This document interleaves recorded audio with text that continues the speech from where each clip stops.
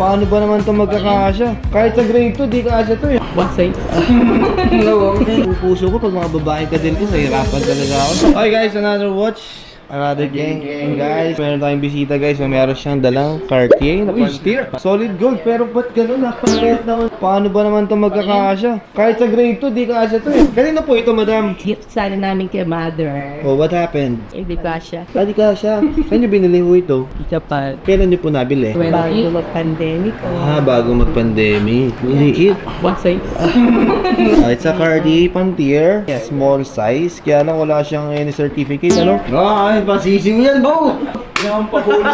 Teka, madam, magkano nyo binibent? 600 sana. To tell you honestly, madam, itong mga diamonds niya, hindi siya factory ni Cartier. Aftermarket siya. Though original diamond siya, kaya nga lang, inedit lang siya, nilagay-lagay lang. Pero maganda yung pagkakagawa niya. Yung mga ganito, we can sell this around no 50. That's our selling price. Siyempre kasi that time, nung bumili po kayo, mataas po kasi that time. Oo. Siyempre, pandemic.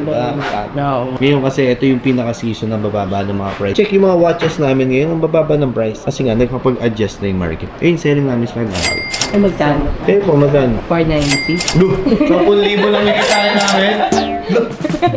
Siyempre, kailangan namin tumubo. Tapos nakita niyo yung mga vlog namin. Grabe tumawad. Isa nga, nahiya na lang ako eh. Taga saan po kayo? Ay, side. Layo. Sayang, kung mas malayo, mas maganda price. Wala talaga siyang document. Ano? Wala nang may luluwa. Wala nang naikot. 380 guys. 450 mo na lang. Sige, para di sa akin punta nyo, 400 please. Cash ready. Wala kasing documents, tas ang liit. 430 siguro. Can't. May pakain naman ka. Laki naman ang pakain mo. 30k pang kain. Ayun ang pinaka-best, 400. Sobrang generous ko today, guys. 420 para may customer pa naman. Challenging siya ibenta, promise, dahil sa size niya. Kasi nga, ang hirap niya isuot ba? 420 mo. Promise, ika-cash ko sa inyo. Kung factory lang yung mga diamond, go. Wala kaming siguro paka. Pero bibigyan ko Gcash.